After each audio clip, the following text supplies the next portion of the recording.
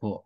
So, Tim, uh, can you introduce yourself for those who not, don't know you yet?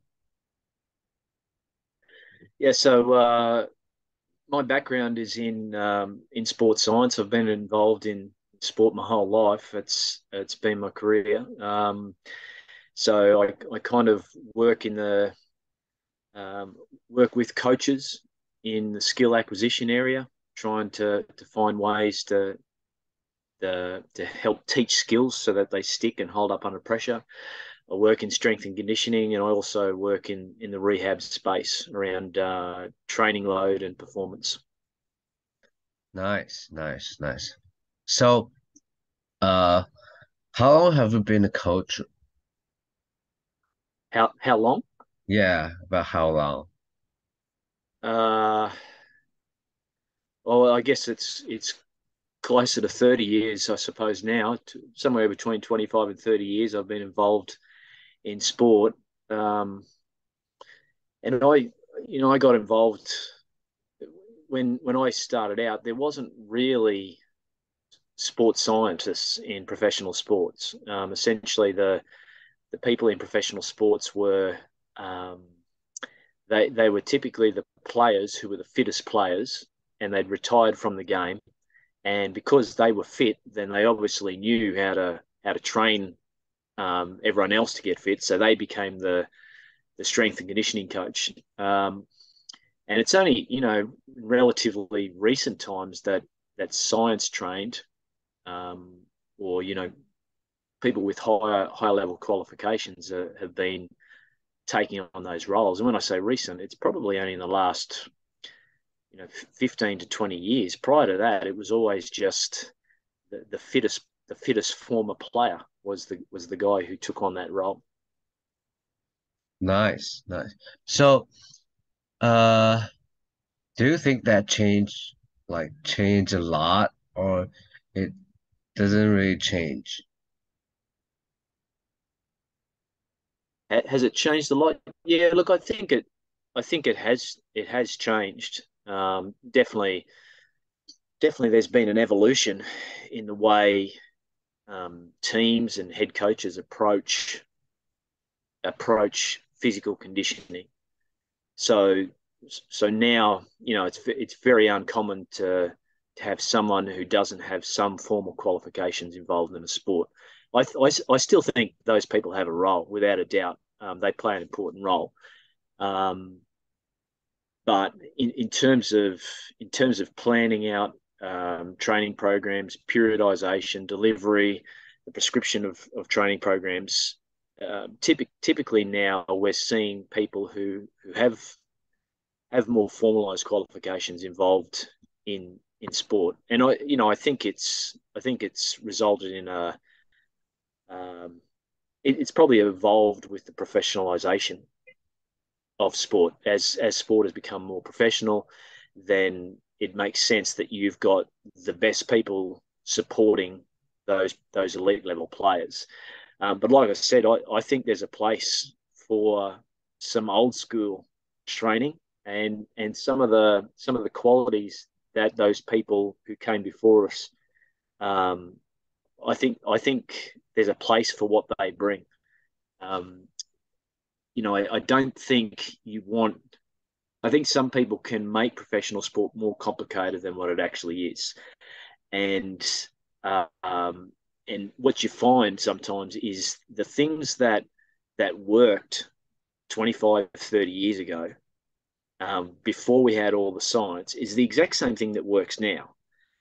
So you don't want the pendulum to swing too far away from what we know works, um, and that's where I think you want to try and have a good science supported, evidence based program. But equally, you still have to remember that you've got to be a basketball team or you've got to be a football team. So getting that balance right, making sure that the pendulum doesn't swing too far either way, I think is pretty important. Like this, I love this. So, I'm gonna ask the first question on the list I sent you, and So for like load management, how can we count like how many amount of load the athlete have worked for like a per session? Is Yeah, well, look, it depends on the sport, right? So, um, essentially, load can mean different things for different people for different sport. So, if we're talking about running loads, that might be really important for a marathon runner, or it could be really important for a soccer player, but it may not be that important for an American football player who plays in the offensive line. You know, an offensive lineman, they don't necessarily cover a lot of high speed high speed yards, but their load is really high. It's just a different type of load, and typically the load for them would be accelerations, decelerations, collisions, wrestling, grappling. That contact load is more important. So I think the first thing you need to do is have an understanding of the sport. What is it that you consider to be the important load for that sport? Um, Now, there's different wearable technologies. There's different video based technologies now that are automated that can capture the different loads placed on players. And equally, if you don't have all the technology, if you don't have video based technology or you don't have wearable technology, there are some subjective measures of capturing load just by asking the athlete, how did that session feel today? And that's our session RPE load. So there's different ways we can capture it. And it'll vary depending on your beliefs, whether you want objective or subjective data, and it'll also depend on your budget, how much resources you've got within your team. so let's say besides the session RP, which type of uh like of those you like to use the most?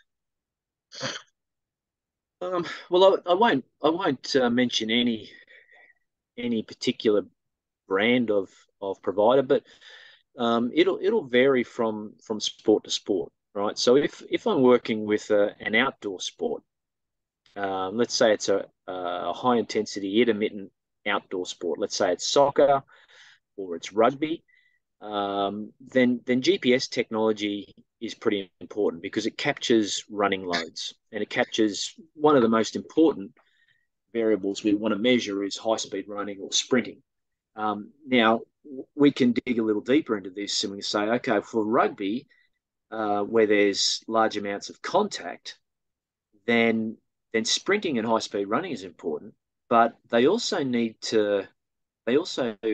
could be in a 10-meter grid where you're not actually running a lot, but you're making blunt force trauma with an opposition player. So you're going one-on-one contact or more, and then you've got a whole heap of eccentric work and wrestling that's occurring in that on the ground or standing in a very small space. The GPS will tell you that you're doing no work at all. But if you ask your player how they're feeling in that moment, it's really fatiguing. And it might be that they do 3 or 4 of those contacts in a row without really moving too far in terms of distance. So the GPS has said maybe you've covered 10 meters, but in actual fact, you've done a lot of work in those 3 or 4 contacts. So inertial measurement technology, the gyroscopes, the accelerometers within the GPS units are pretty important for capturing that. Now, if I'm with an indoor sport, GPS is not going to tell me too much because I can't get GPS once I'm indoors. So I'm probably going to use more the inertial sensors, so the accelerometers and possibly the gyroscopes within the technology. That will give us an indication of forward and back movements, side to side movements, up and down movements. and we can get an estimate of accelerometer load with that. Now, we've got local positioning systems now as well, so they're starting to come in as a replacement for indoor tracking. It allows us to track running loads indoors. But again, if we look at sport like water polo, now this is a big one because it's hard to wear some of these devices in the water. They can be quite cumbersome in the water. You can't get great GPS information in some places if you're in a pool. There are local positioning systems that might capture it. If you can't use a wearable technology and you can't use video-based tracking, then probably your third option is to use session RPE. And that's even with our elite level programs in Australia for water polo, the ones who are playing at World Champs and Olympics, that's probably the best we've got at this stage. Cool. So, for session RP, can you like explain to us how exactly does that work and how to combine the workload in, let's say, in their sport specific training and combine it with our load in the weight room. Okay, so there's two ways we can kind of talk about this. So when we talk about load, we can talk about external load and internal load.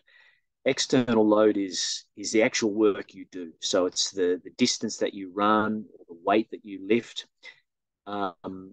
Internal load is essentially the response to that external load. So the session RPE allows us to get an indication of the subjective load. It's a subjective measure of how has our athlete responded, or how do they feel during that session.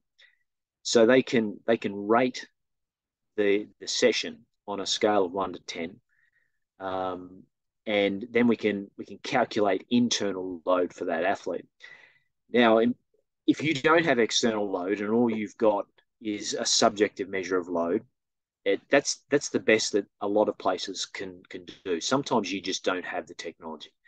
But if you have both external load, let's say a measure of distance or weight lifted in the gym, then typically what I do is marry up those two pieces of information, external and internal load. So if external load is high, that's not necessarily a problem if your internal load is low. So if your external load is high and your internal load is low, that means you're doing a lot of work, but it's posing very little stress. That's exactly what you want from your athletes when they're feeling fit and when they're ready to be performing at their best. Now, the flip side of it is if your external load is really low, let's say you're running really slow or you're lifting a really light weight, but it feels really, really hard, then that's not a normal response. That might, and you have to interpret it within the context of your program. What are we actually trying to achieve here? But if you're going into the biggest game of your life and that's how you're feeling, that everything that you're doing it's a low amount of work, but it's feeling really hard, then that indicates maladaptation. You've got to do something about that to try and get your athlete feeling better.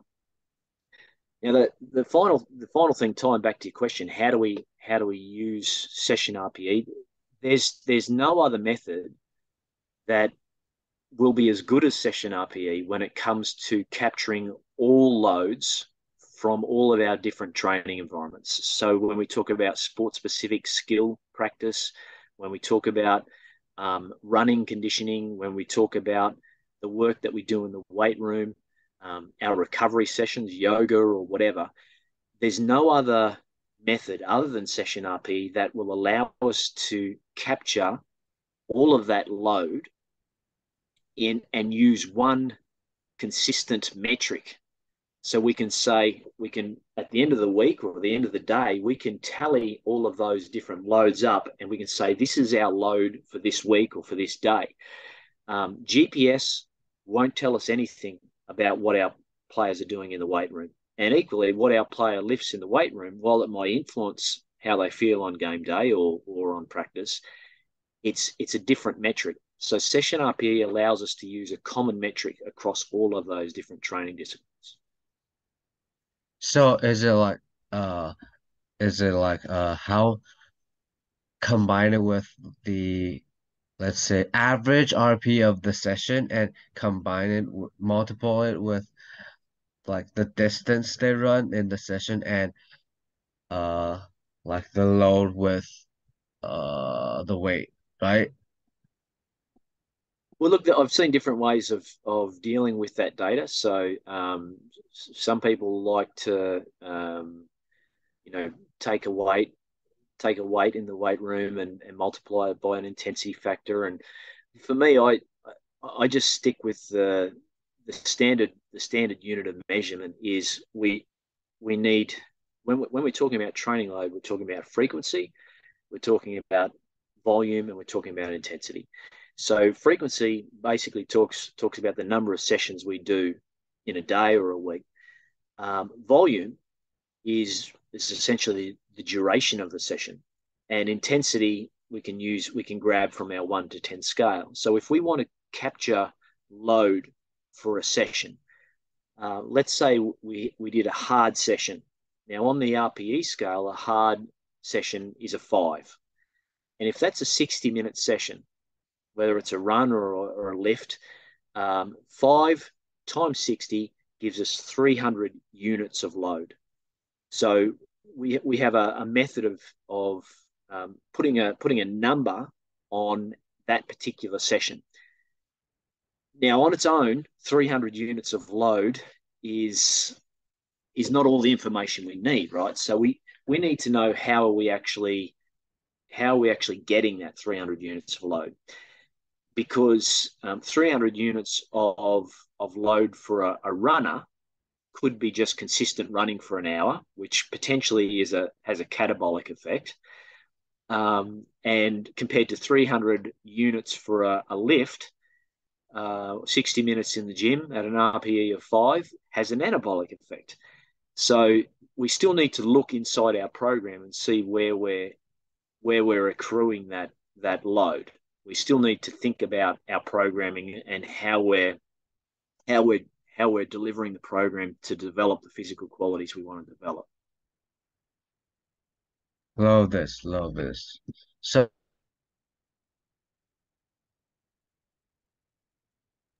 sorry, I want to jump into the next question, and it's about like the chronic and let me check. Chronic and I forgot the name. Sorry about that. Acute chronic load ratio. So how do we how can we like calculate that, and how can we use the acute to chronic load ratio to like prevent our athlete to getting injured and or like getting like overtraining? Yeah, okay. So, well, firstly, let's talk about acute and chronic loads. So acute load is just your short-term load, and it could be as short as one session, maybe as long as a week. So it's kind of the short-term or transient load. Chronic load is the training that you've done over a more consistent period of time. So we might say 4 weeks for some athletes. It might be closer to 4 months for some athletes, let's say a marathon runner. But what we're talking about with acute load is short-term load. Chronic load is consistency in training. And the ratio between the two, if you just divide acute load over chronic load, it'll give you the acute chronic workload ratio. And essentially what we're looking at there is the size of the acute load relative to the chronic load, or how much load has that athlete done in the recent training compared to what they've been prepared for over a longer period of time. Now, if the idea behind this is when you ask an athlete to do much more than what they've been prepared for, their risk of injury goes up. So there's a few ways you can deal with this. You can say, one, I'm going to minimize all spikes in load. I'm just going to slowly build up load. The second way you can deal with it is you can raise your chronic load, right? And when you raise your chronic load, it's much harder to spike when your chronic load is in the ceiling than it is when you're in the basement.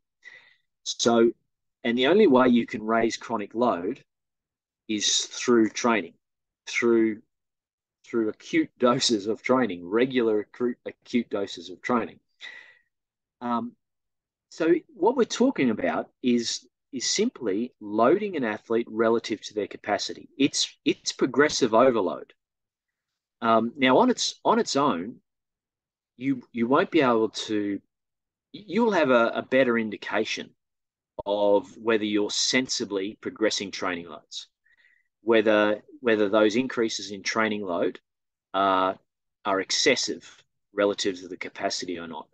But on its own, you still need to monitor the response of your athlete to get an indication of injury or to get an indication of non-functional overreaching.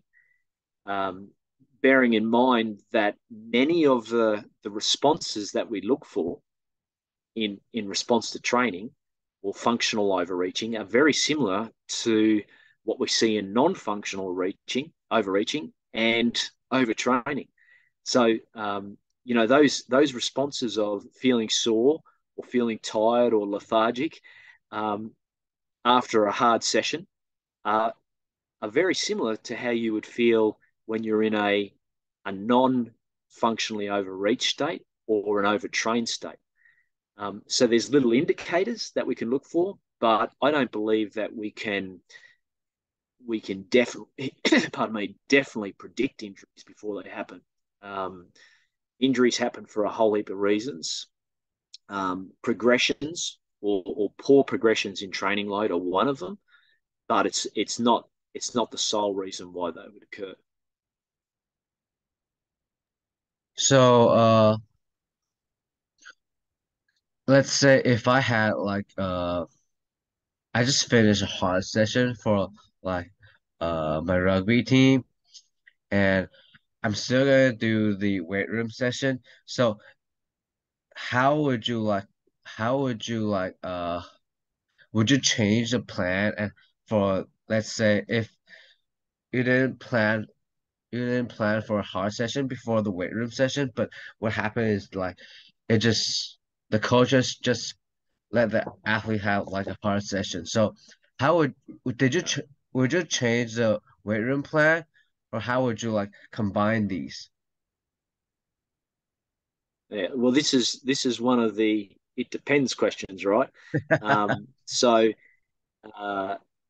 you know, it always depends on context, right? So if I'm in pre-season and we're in a really heavy training block where we're throwing a lot of training at our athletes over a 2 or 3 week block, and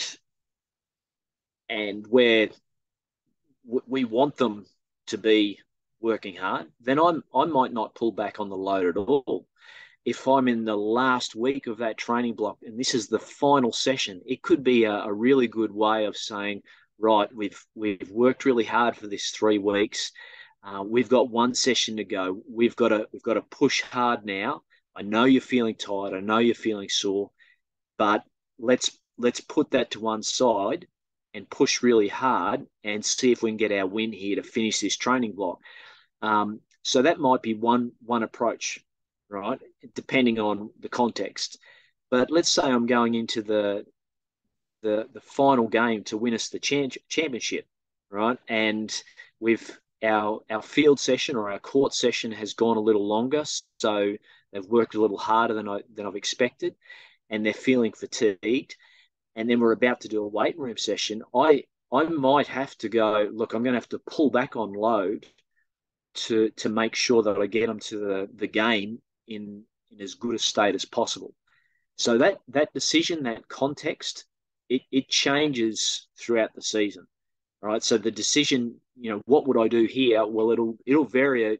It will definitely change if I'm in preseason or I'm in the final game of the season. It the further I am away from the really big games, the less important that decision seems to be. The closer I get to the big games, the more important it is, and it changes. We pretend that it's not important, and pretend that all players are created equally, but the reality is it changes depending on the player. So if it's a match-winning player, that decision takes on more importance because you want your best players available as often as possible. So the decision changes a little bit, or the gravity of the decision changes a little bit based on who I'm making the decision for.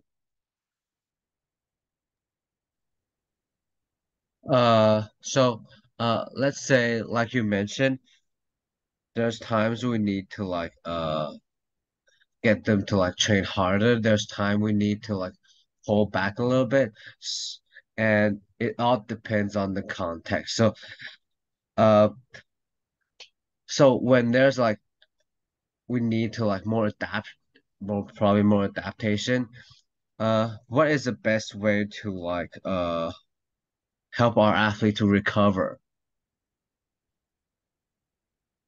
Yeah, well, I mean, there's a lot of different recovery modalities out there, and if you looked at them all in terms of what's their effect, they would pretty much all of them would have a small effect. The one that has been shown a few different times now in different studies, and this is a kind of the answer is under our noses. We're looking for these we're reaching into a bag of tricks to find out which is going to be the latest recovery modality, and the answer is really under our nose, and it's strength, it's lower body strength.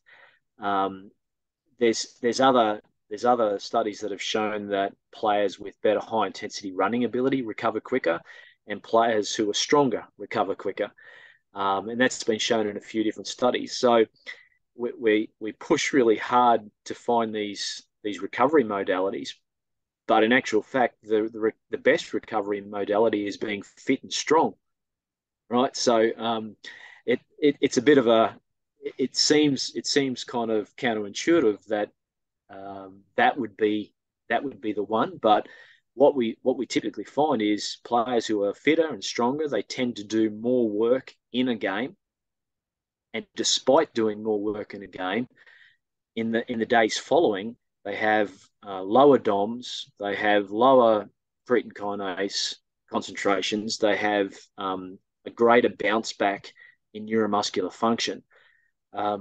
So to me, it comes back. If you want to think about recovery, you've got to think about your training program first, and make sure you get a good training program in place.